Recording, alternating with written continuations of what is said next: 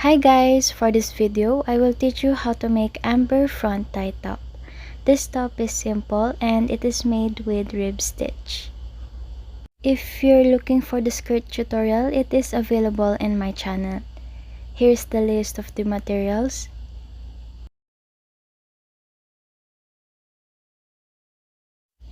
First, we will start with the back panel, and the back panel will look like this.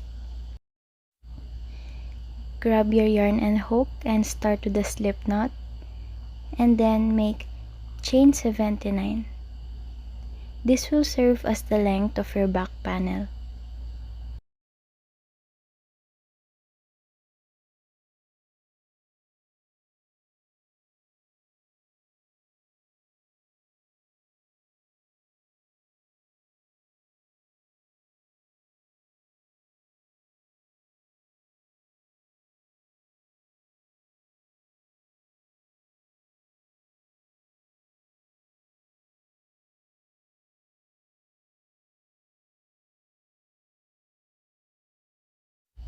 Now, to make another row, you will make a single crochet on the second chain from the hook.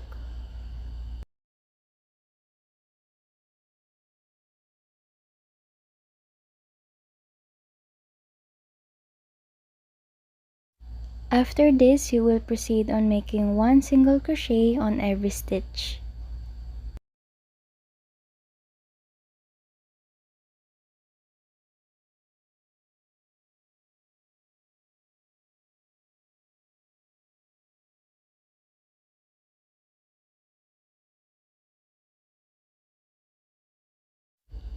At the end of the row, you will have a total of 78 single crochet.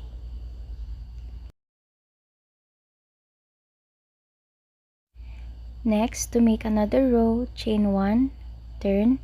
In this row, we will start on working on the back loops. Just make one single crochet on every stitch using back loops only.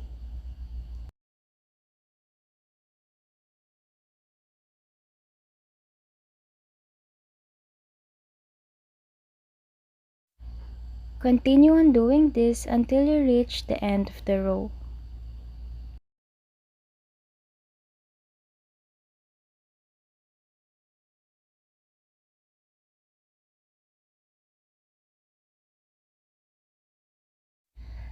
At the end of the row, you should have a total of 78 single crochet. Again, to make another row, chain 1, turn, make single crochet on the very first stitch using the back loop only.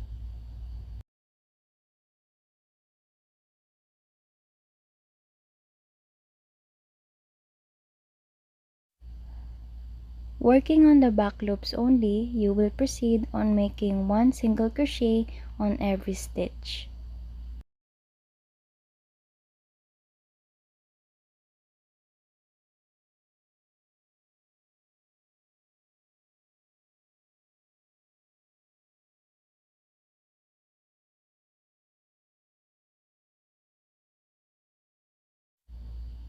To end this row, make one single crochet on the very last stitch. Make sure that you have the same number of single crochet on every row. And again, to make another row, you will repeat the same procedure. Chain 1, turn, make one single crochet on every stitch working on the back loops only. You will repeat this step until you have a total of 21 rows of single crochet.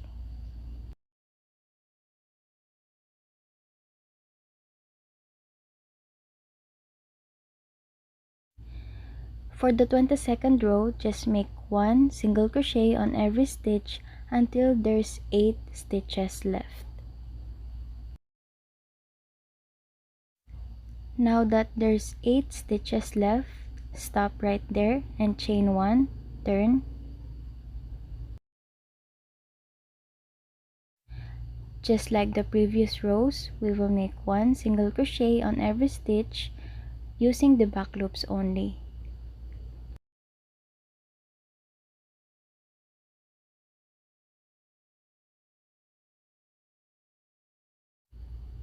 Do this until you reach the end of the row. For the next 71 rows, you will repeat the same pattern for this row. Just make one single crochet on every stitch using back loops only, and per row you will have 70 single crochet. Here's how it looked like after the 71 rows. And after that, we will repeat the same pattern just like what we did on the other side.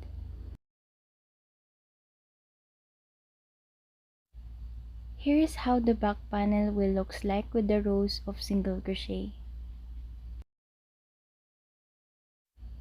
And now to continue the 21 rows for the other side, make 9 chains.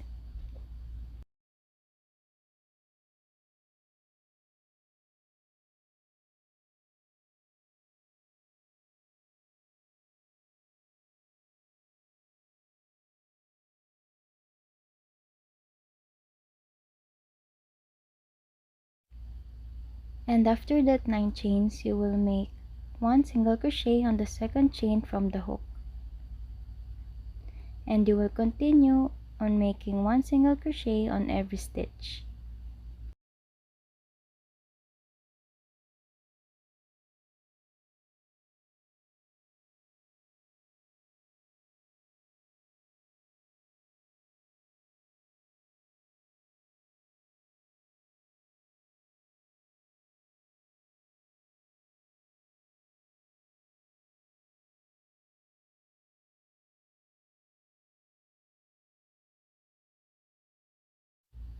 Just like on the previous rows, you will work on the back loop only while making single crochets.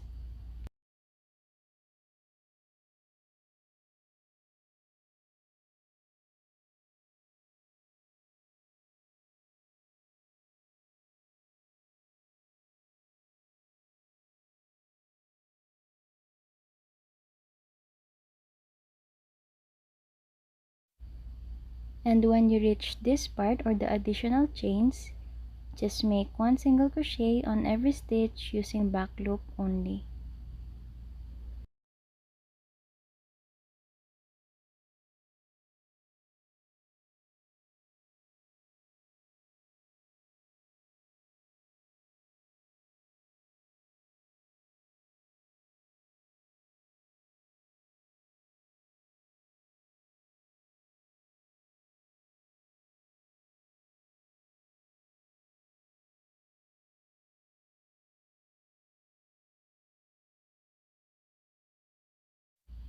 Again, you will repeat the same process until you have a total of 21 rows.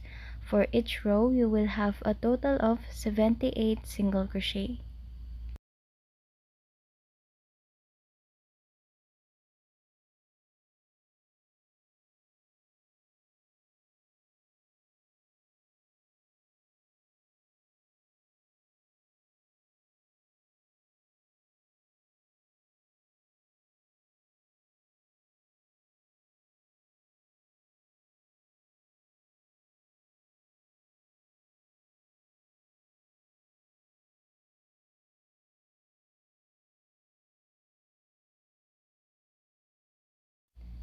After the 21 rows, chain 1 and then cut the yarn.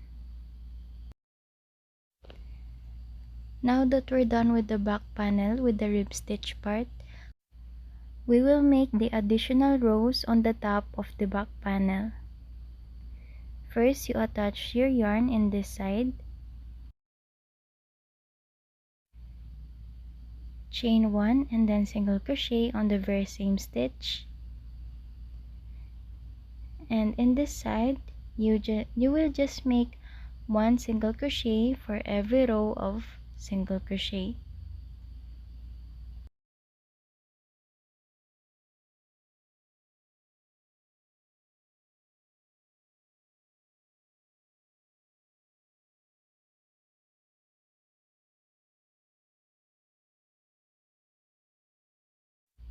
Next, to make another row, chain 1, turn. For this row, you will make one half double crochet on every stitch until you reach the end of the row.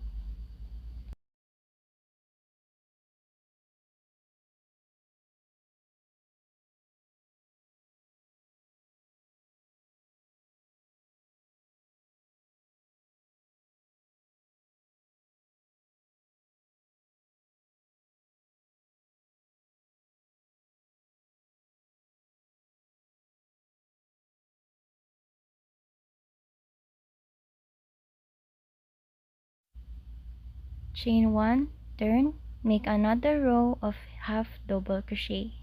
Just make 1 double crochet on every stitch.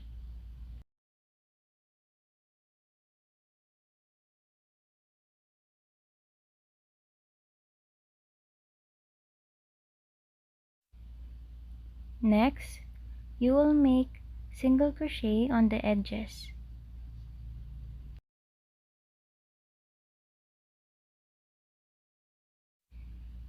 Chain 1, turn on the left side. In this part, just make 1 single crochet for every row or every stitch.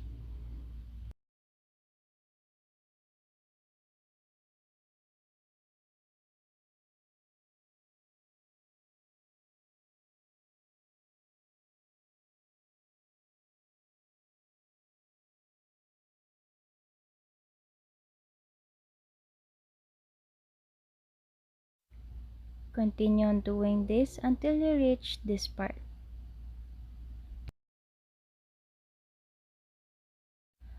On this part, you will make 1 single crochet on every another row, which means on the first row you will make 1 single crochet, skip the second row, and then proceed on the third row, make 1 single crochet, skip again the fourth row, and proceed with the fifth row and make 1 single crochet. Repeat this process until you reach the next side.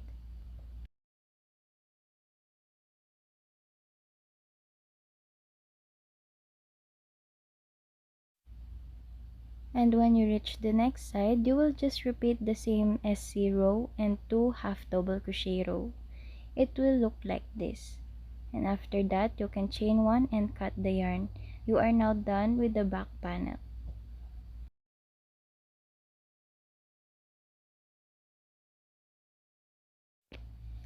Next, we will proceed with the front panel.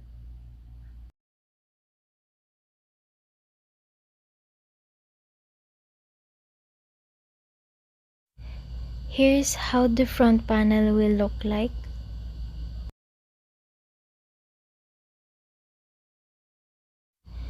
To start the front panel, repeat the same pattern like what we did on the back panel. You will stop until you reach the row 22 where there is 8 stitches left, and for row 23rd, just make 1 single crochet on every stitch.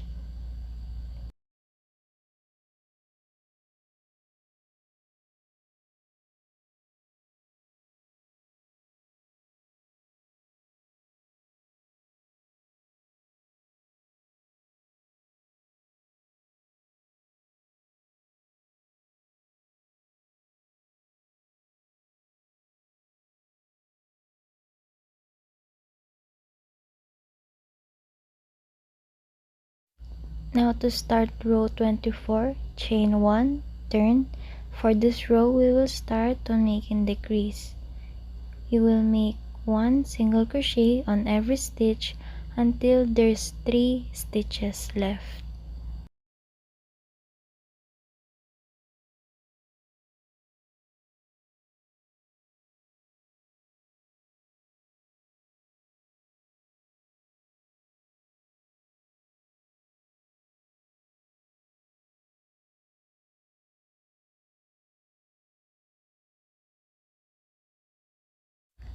Now that we have 3 stitches left, make a decrease or 2 single crochet together.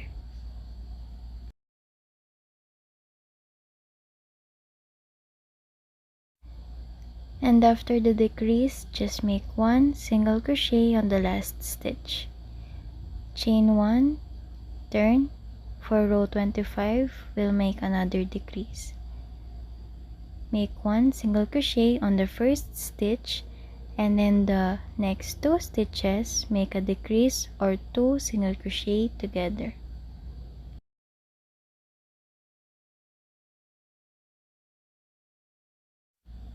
After the decrease, you will continue on making 1 single crochet on every stitch.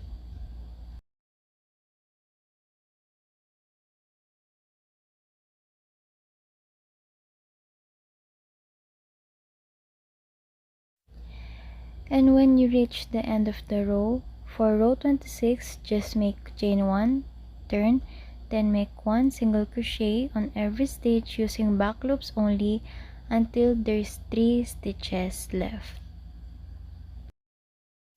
Just like what we did on row 24, make 2 single crochet together or decrease, and then 1 single crochet on the last stitch.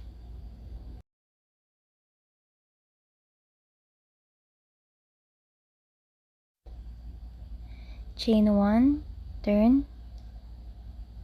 For this row, you will repeat the row 25. Make 1 single crochet on the first stitch and then make a decrease or 2 single crochet on the next 2 stitches.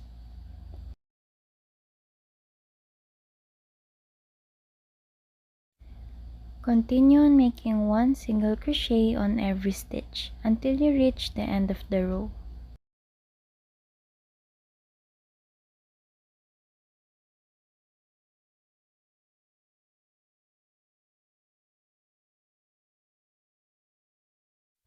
You will repeat row 24 and 25 alternately until you reach row 44. You will have a total of 20 rows with 1 decrease each. Now for row 45, just make a chain 1, turn, and then you'll make 1 single crochet on every stitch until there's 3 stitches left.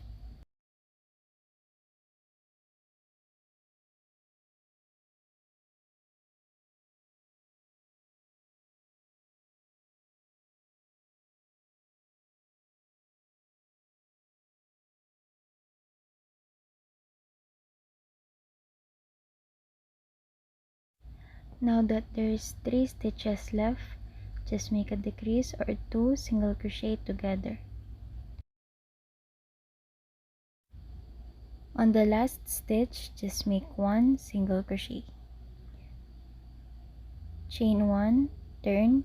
For row 46, you will just make 1 single crochet on every stitch using back loops only.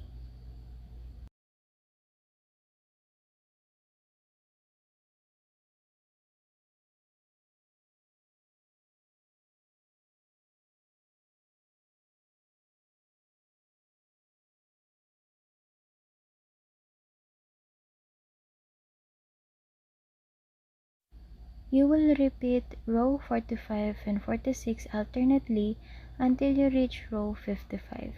You will have an additional of 10 rows.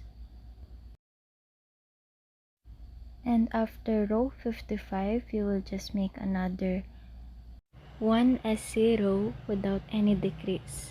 Just make 1 single crochet on every stitch using back loop only.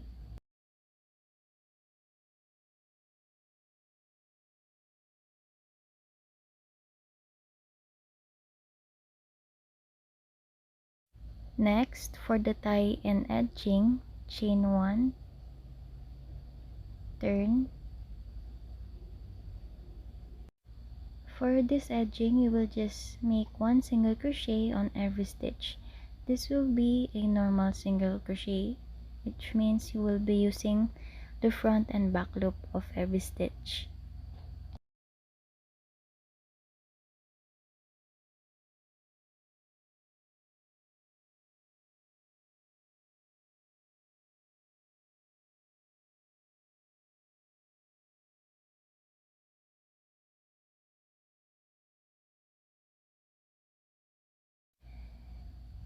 And when there is only 1 stitch remaining, chain 100.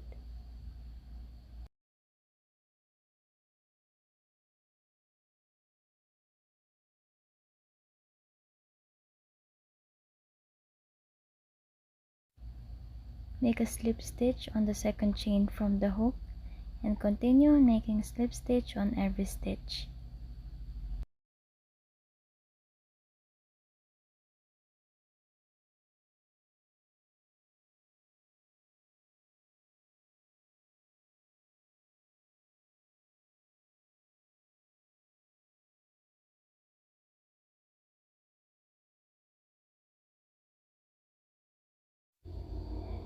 And after that, slip stitch on the same stitch and then single crochet on the last stitch.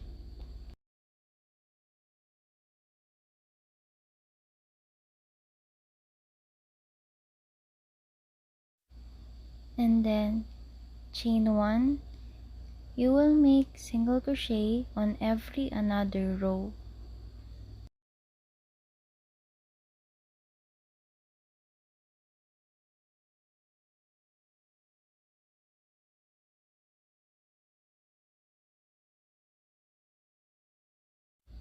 Skip the first row and you will make single crochet on the second row. Again, skip the first row and single crochet on the second row. Again, skip the first row and then single crochet on the second row. Repeat this pattern until you reach the top part.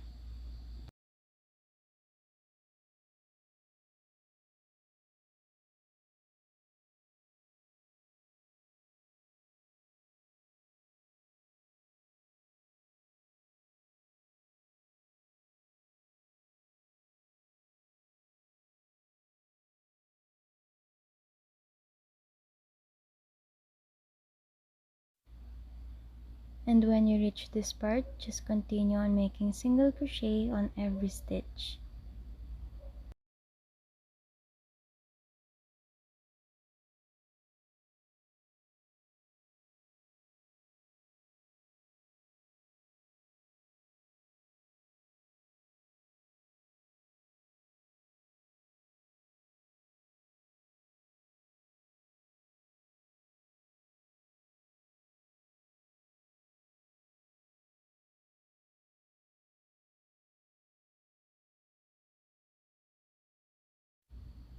Chain 1, and we will repeat the same pattern for the additional rows just like what we did on the back panel. We will just make one single crochet per row.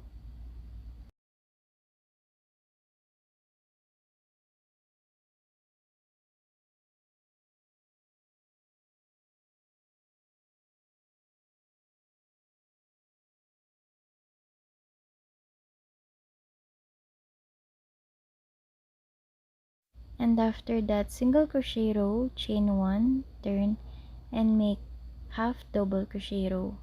For the front panel, you will make 4 HDC rows.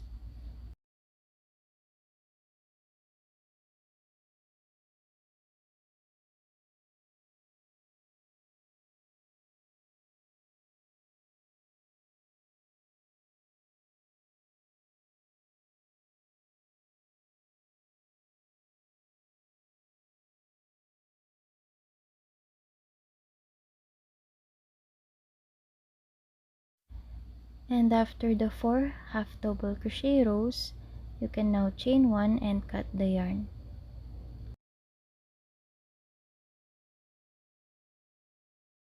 Now that we're done with the front panel, you can now repeat the same pattern to do the other side.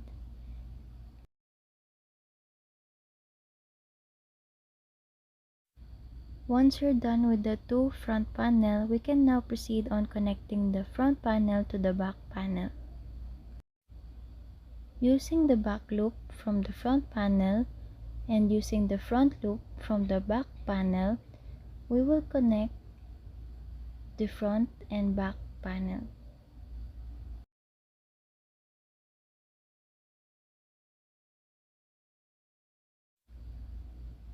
You will attach the yarn here, then chain 1, make 1 single crochet on the same stitch, and you will proceed on making single crochet on every stitch. Again, we're using the back loop of the front panel and the front loop of the back panel. Don't be so confused because this is easy once you'll get it.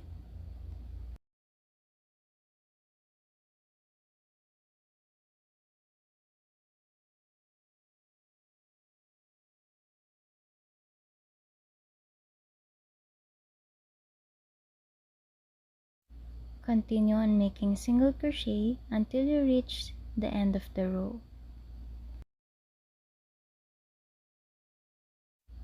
At the end of the row, you can now chain 1 and then cut the yarn.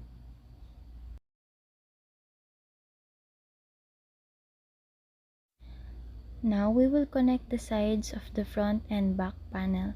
Just like what we did, attach the yarn here, and using the front and back loop, you will connect the front and back panel until you reach the 45th stitch.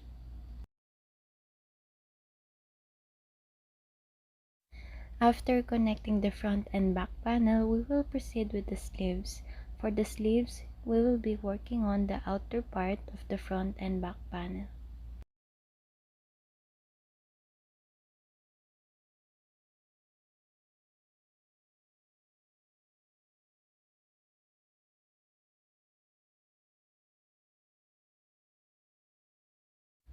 To start with the sleeves, chain 1 and then make 1 single crochet on every stitch all around until you reach the starting point.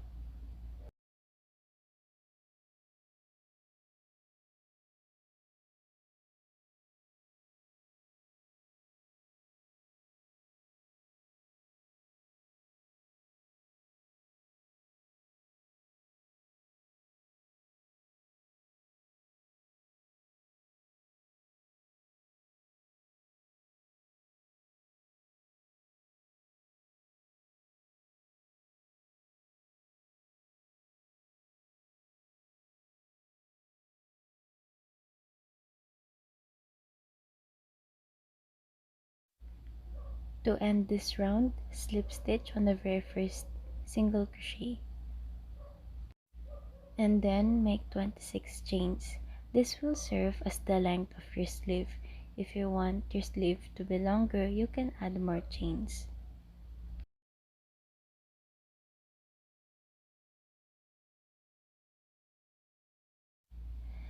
After 26 chains, single crochet on the second chain from the hook. And then you will proceed on making 1 single crochet on the remaining stitches until you reach the end of the row.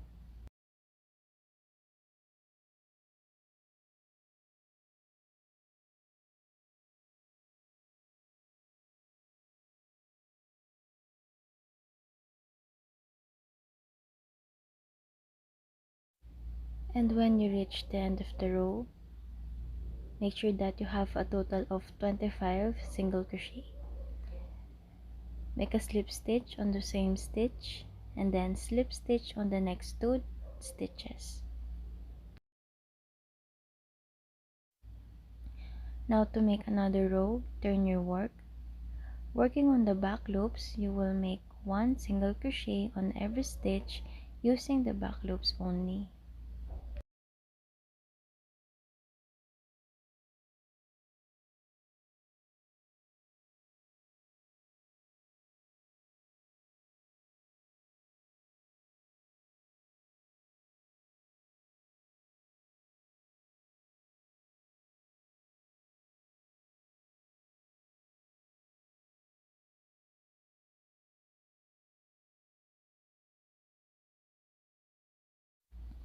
On the last stitch, you will use front and back loop, just like a normal single crochet.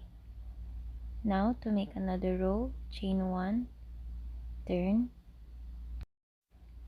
single crochet on the very first stitch using the back loop only, and then proceed on making 1 single crochet on every stitch, working on the back loops.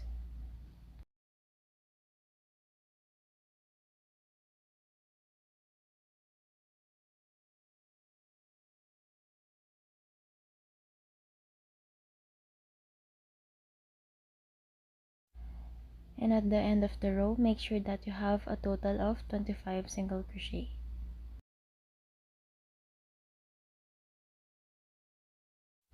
Again, to end this row, you will make a slip stitch on the same stitch and then slip stitch again on the next 2 stitches.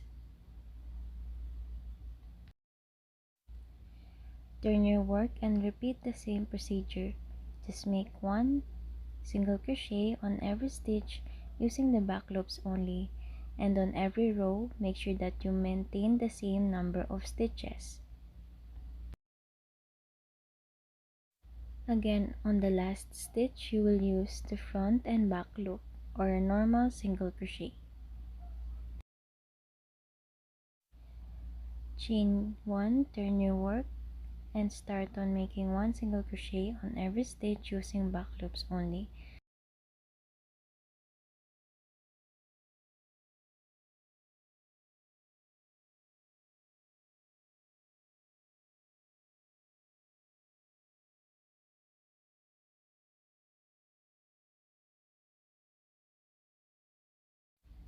You will repeat this pattern all around until you have enough rows of single crochet to make your sleeve.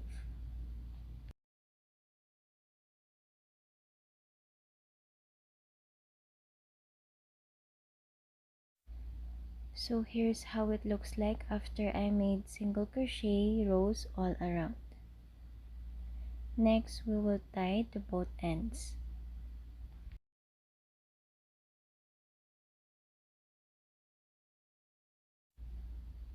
We will connect the both ends from the inner part of the front and back panel, which means you have to flip it like this, and you will connect it using single crochet.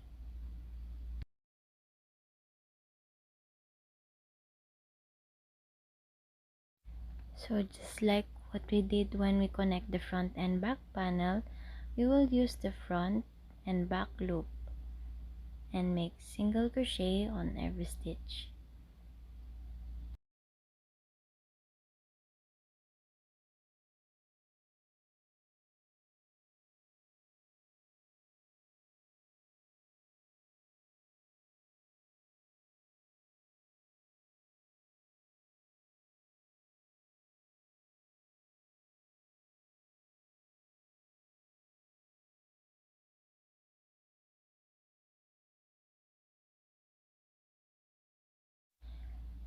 Repeat this procedure until the end of the sleeve is fully connected.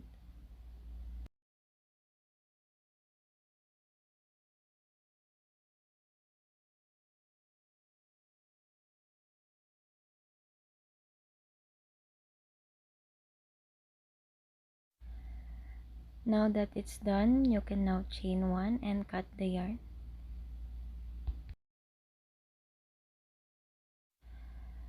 After this, repeat the same procedure to make the other sleeve, and you're done with your top. Thank you for watching. I hope you liked this tutorial and tag me on IG with your finished project. Don't forget to subscribe for more free tutorials. Thank you.